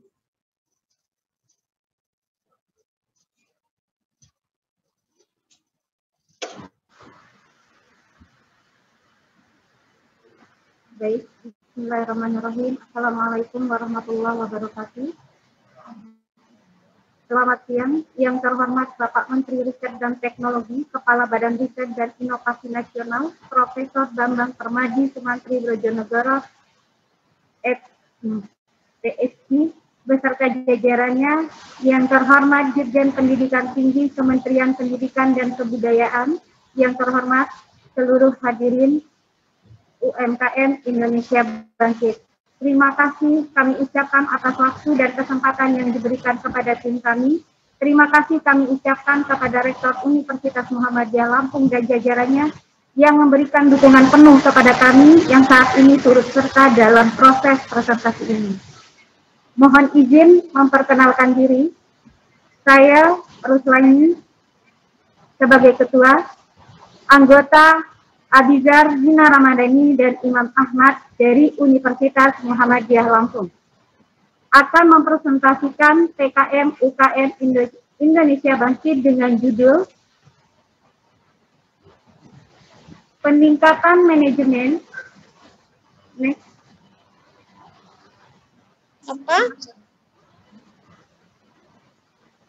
Peningkatan manajemen dan pemasaran pada UMKM OJSA, Ojek Sahabat Wanita. Yang pertama adalah analisis situasi UMKM. OJSA awalnya merupakan sebuah komunitas wanita yang tergerak untuk melakukan perubahan khususnya di Bandar Lampung. Motivasi ini khususnya untuk memberikan solusi kepada para penumpang wanita dan anak-anak di bawah 11 tahun yang ingin berpergian tanpa perlu dihantui rasa takut dan khawatir. OJSA ini adalah salah satu dari UMKM terdampak COVID-19. Yang pertama adalah omzetnya yang anjlok. Kenapa? Karena produk layanan utamanya sebelum masa COVID adalah abodemen anak-anak sekolah. Di mana kita semua mengetahui bahwa sejak bulan Maret 2020 anak-anak mulai daring. Sehingga omzet dari abodemen ini adalah nol. OJSA ini memiliki 300 driver dan 5 karyawan yang seluruhnya adalah wanita. Dan mereka ini adalah sebagai tulang punggung keluarga, penopang ekonomi keluarga. Selanjutnya adalah profil mitra. Pertama, servisnya memberikan kenyamanan dan keamanan untuk penumpang, yaitu anak-anak di bawah 11 tahun dan juga wanita. Selanjutnya adalah sebagai startup ojek online pertama di Indonesia, dengan layanannya Bandar Lampung, Metro Lampung, dan untuk Jawa Barat ada di Sukabumi, dan untuk Sumatera Selatan ada di Kota Palembang. Ada 2 permasalahan besar, yaitu terkait manajemen dan teknologi. Next.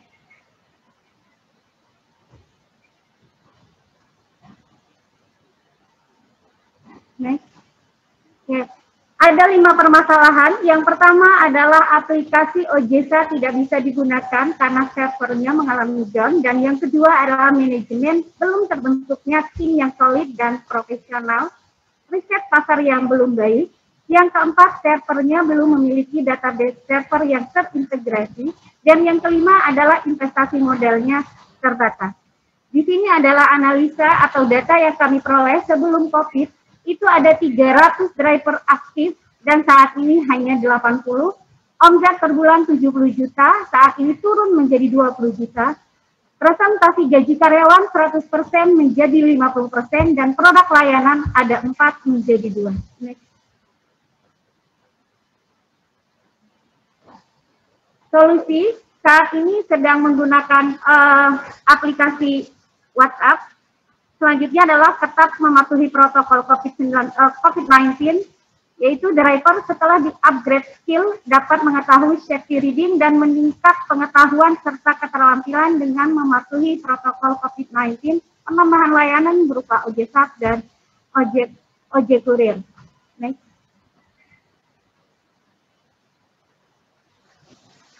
Next.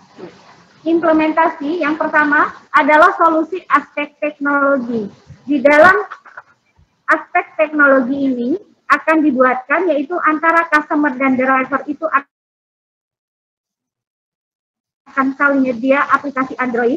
Berikutnya admin dapat memantau aktivitas keduanya melalui aplikasi web dan teknologi REST API yang akan diakses ke beberapa bentuk pemrograman. Kenapa pemasaran berbasis teknologi ini diperlukan saat ini? Karena di masa pandemi ini juga adalah hal yang mudah dan murah untuk menjangkau. Pasar digital saat ini pada aplikasi OJSA nantinya akan disediakan etalase bagi para UMKM yang menjual, yang menjajakan produknya di aplikasi. Sehingga pemasaran berbasis digital ini dapat mengurangi kontak fisik antara penjual dan pembeli. Karena sebenarnya ketika penjual dan pembeli ini bertemu maka resiko itu sangat tinggi. Nah, di masa COVID-19 ini, OJSA akan menghadirkan OJSOFT dan ojek kurir untuk membantu UMKM untuk terus dapat menjajakan produk-produknya kepada customer-nya. Next.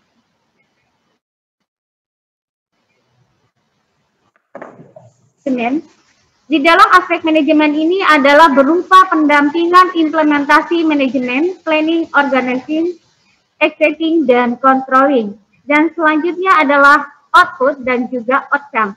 Output bagi akademik, pertama adalah jurnal pengabdian terpublikasi pada Pengabdian Indonesia Berjaya. Yang kedua adalah publikasi media, artikel media massa elektronik lokal. Selanjutnya adalah video kegiatan, dokumentasi kegiatan PKM Indonesia Bangkit telah terupload ke YouTube. Dan yang terakhir adalah mendaftarkan aplikasi OJSA ke Direktorat Jenderal Kekayaan Intelektual. Sementara outcome itu sendiri, yang pertama adalah peningkatan omset sampai dengan 80% setelah menggunakan server dan kapasitas yang lebih besar. Peningkatan layanan sebesar 70% untuk membantu pelaku UMKM dapat mempromosikan usahanya di aplikasi OJSA. Peningkatan customer sampai dengan 85%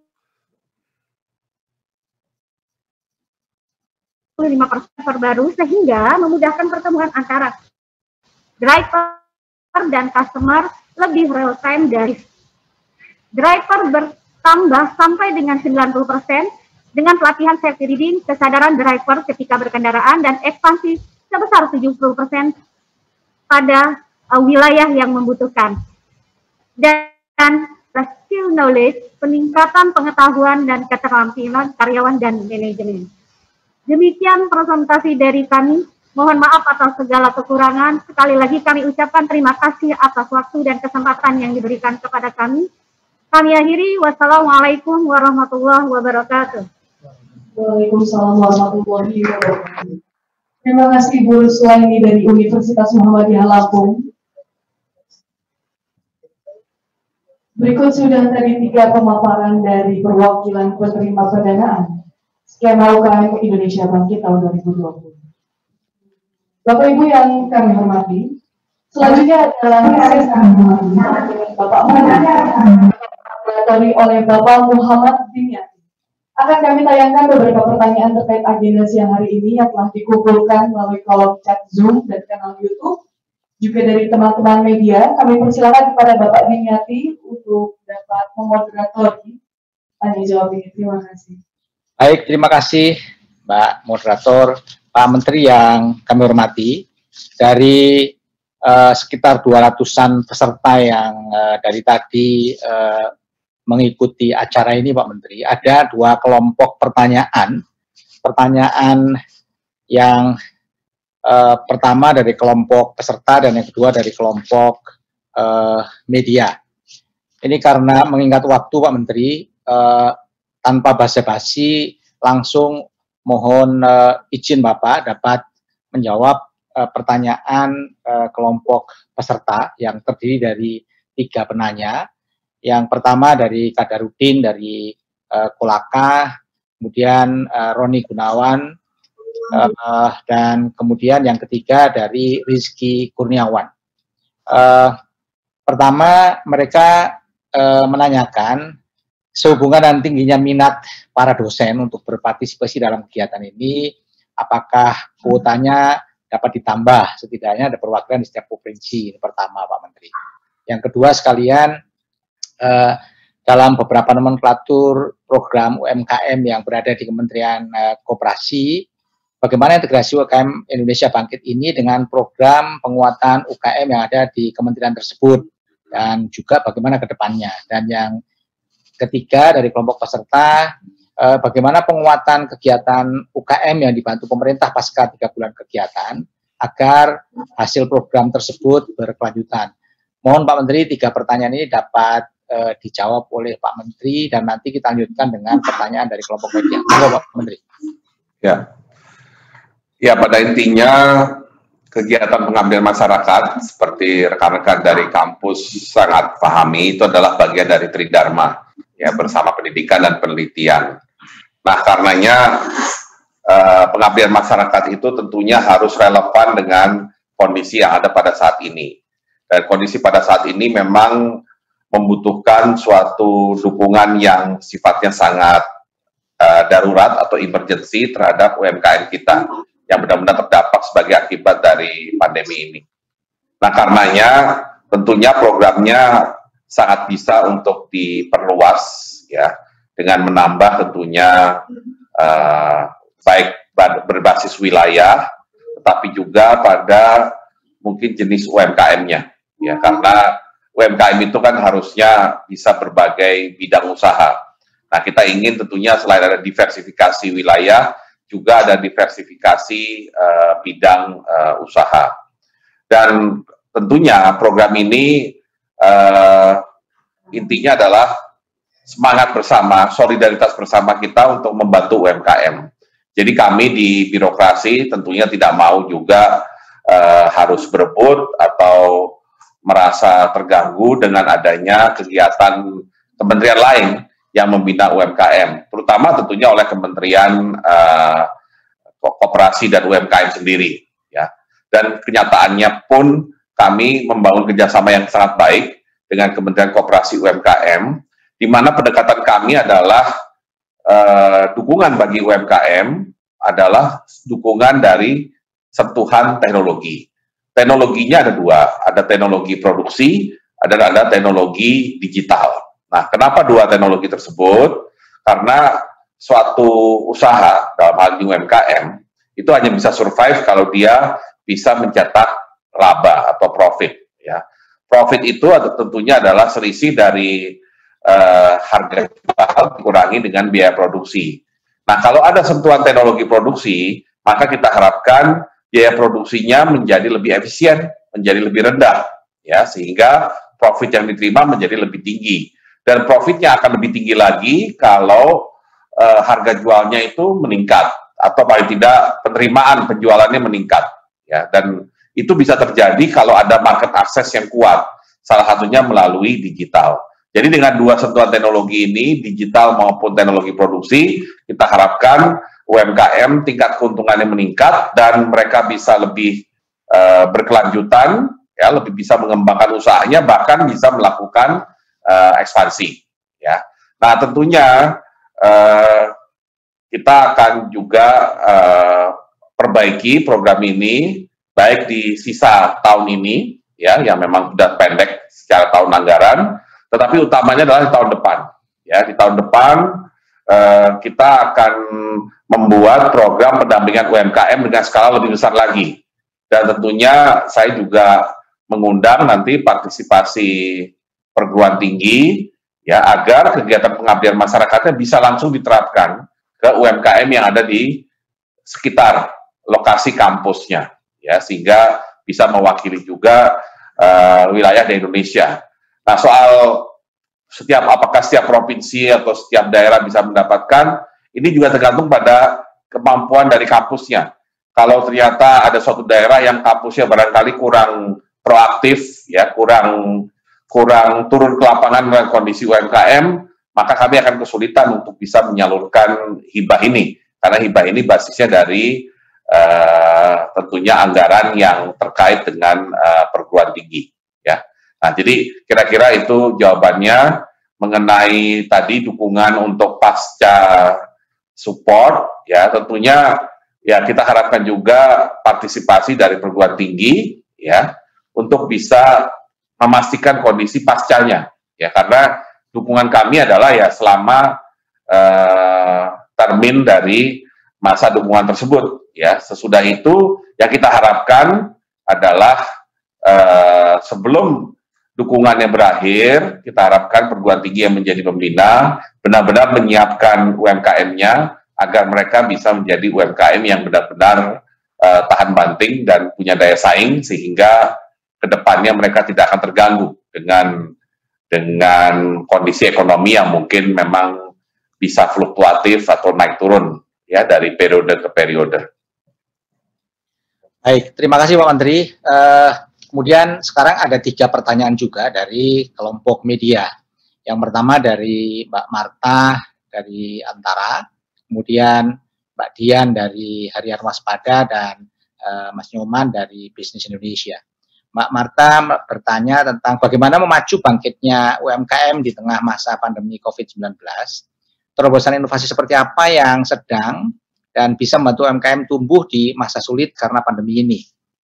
Kemudian Mbak Dian bertanya 4 pertanyaan. Yang pertama, kriteria UMKM seperti apa yang dapat bantuan? Apakah yang punya teknologi tepat guna atau zero waste? Kemudian yang kedua, berapa UMKM yang menerima pendanaan Indonesia Bangkit tahun ini? Yang ketiga, apakah ada peningkatan kuantitas dan kualitas? Dan yang keempat, berapa besaran dananya per UMKM? Kemudian pertanyaan terakhir dari Mas Nyoman, apa indikator keberhasilan program hibah tersebut? Demikian Pak Menteri, ada 6 pertanyaan dari 3 penanya, mohon dapat dijawab. Monggo Pak Menteri. Tolong dikembalikan itunya, tulis pertanyaannya supaya saya bisa lihat. Ya. Nah, intinya begini, ya, di masa pandemi ini UMKM tentunya perlu untuk survive, dan di masa pandemi ini tentunya yang pertama mereka pasti butuh untuk pembiayaan modal kerja, ya, dan itu yang sudah dilakukan pemerintah dengan berbagai program terkait dengan dukungan terhadap UMKM. Nah, dari sisi kami fokusnya memang pada market access, ya, pada market access di mana selama masa pandemi dengan adanya pembatasan pergerakan atau pembatasan orang berkumpul, maka mau tidak mau kita harus menggunakan pendekatan digital, ya, less contact economy. Nah, less contact economy yang kita bisa perkenalkan kepada UMKM adalah dengan membawa mereka, ya, ke dalam expose dari teknologi digital.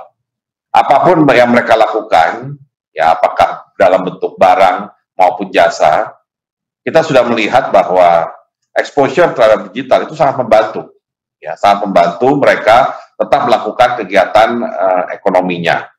Dan di selain digital yang sudah jelas dampaknya untuk market access, kita juga memberikan dukungan untuk teknologi produksi sebenarnya yang barangkali pada kesempatan kali ini belum terlalu terlihat. Ya, kenapa? Karena teknologi produksi yang seperti saya katakan tadi itu bisa mengurangi biaya produksi, membuat biaya produksi menjadi lebih efisien, profit menjadi meningkat.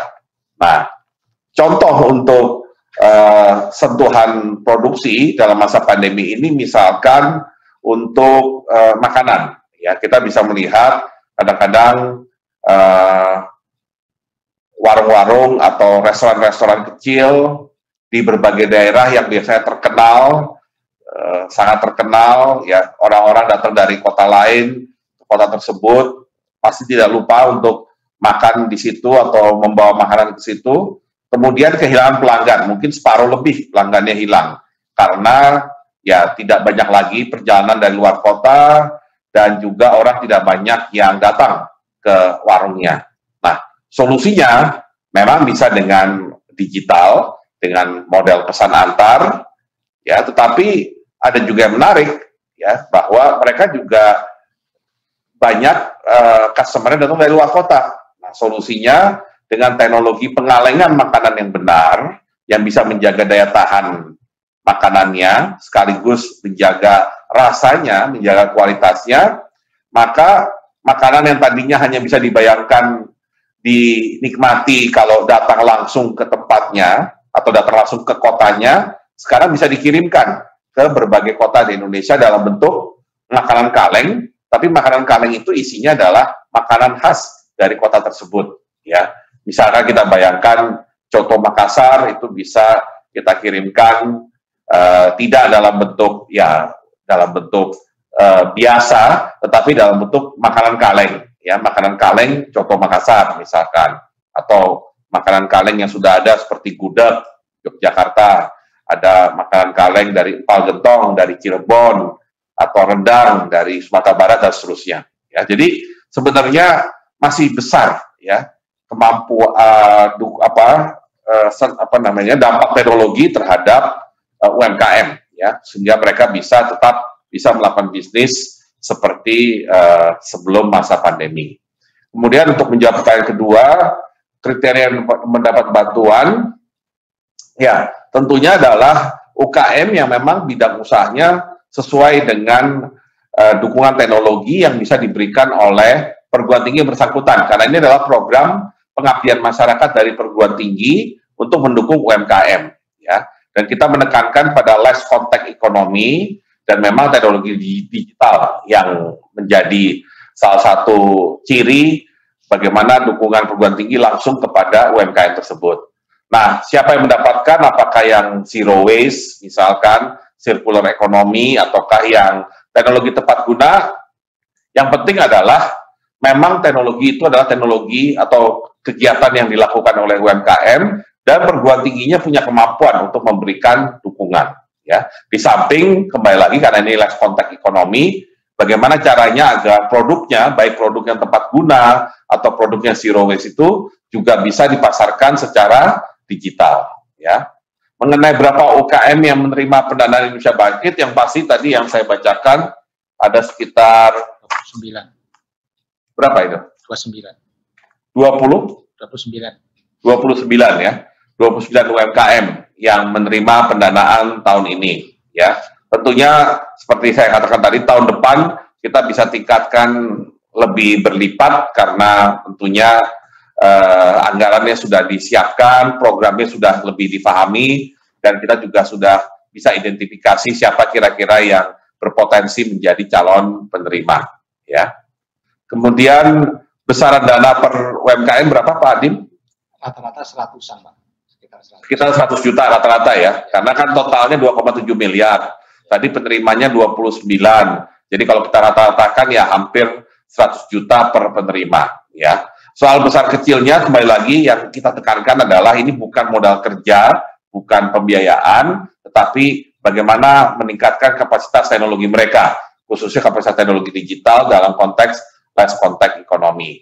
Dan terakhir, indikator keberhasilannya adalah kalau nantinya UMKM tersebut bisa menerapkan digitalisasi dalam manajemen maupun di dalam pemasarannya, dan kemudian dia lebih menunjukkan resilience atau kemampuan bertahan di dalam masa pandemi atau di dalam masa ketika orang belum bisa melakukan kegiatan secara bebas seperti sebelum masa pandemi. Ya, jadi kita intinya ingin mendorong sustainability dari bisnis selama masa pandemi, dan memastikan UMKM itu tidak harus kemudian menghentikan usahanya dan tentunya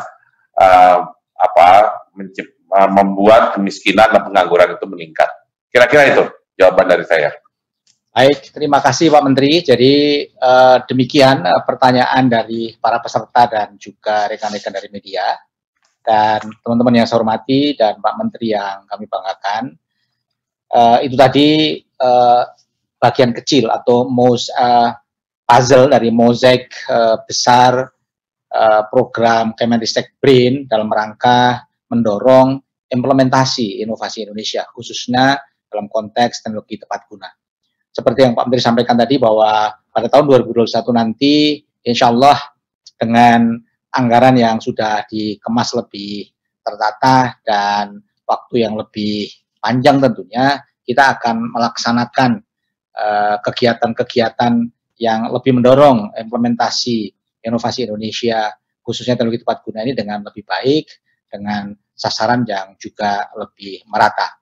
Dan sekali lagi, kami ucapkan terima kasih atas kesempatan dan arahan dari Bapak Menteri dan juga partisipasi teman-teman semua. Semoga apa yang kita lakukan ini memberikan kemanfaatan, paling tidak ada setetes kemaslahatan buat para UKM dan kita semuanya tetap selalu diberi kesehatan dan kelancaran oleh Allah Tuhan Yang Maha Kuasa. Akhirnya terima kasih dan saya kembalikan pada moderator. Assalamualaikum warahmatullahi wabarakatuh. Kembali ke Mbak Ratia. Ya, Bapak, terima kasih banyak Bapak Dimiati dan Bapak Menteri telah menjawab semua pertanyaan. Bapak Ibu yang kami hormati, dengan berakhirnya sesi tanya jawab, maka berakhir pula agenda kita pada siang hari ini. Kami harapkan dengan adanya program pemberdayaan masyarakat ini, ke depannya masyarakat Indonesia, khususnya UKM dan UKMK, dapat terpacu untuk terus berinovasi di tengah pandemi. Terima kasih atas kehadiran Bapak Menteri Riset dan Teknologi, Kepala Badan Riset dan Inovasi Nasional, beserta seluruh pejabat eselon 1 dan 2 Kemenristek BRIN dan LPNK, beserta seluruh Kepala LPNK, Kepala LPDikti wilayah 1 sampai dengan 14, beserta Ketua LPPM Perguruan Tinggi dan seluruh hadirin. Akhir kata, terima kasih. Kami ucapkan wassalamualaikum warahmatullahi wabarakatuh. Waalaikumsalam. Assalamualaikum warahmatullahi wabarakatuh. Waalaikumsalam.